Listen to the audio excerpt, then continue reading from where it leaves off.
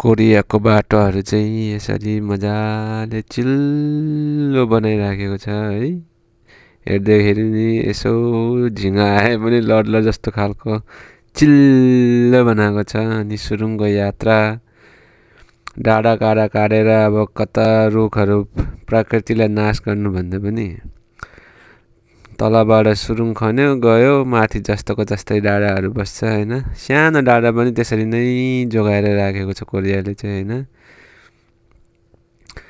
नेपालमा चाहिँ अब पुरा खनेर अब डाँडा काँडा अब कहाँ कहाँ घुमेर अब कति टाइम लाग्ने बाटो बनाउँछ। यहाँ चाहिँ अब यसरी टक्क सुरुङ खोल्यो गयो, जताततै सुरुङ सुरुङ बनाएको छ डाँडाहरू चाहिँ।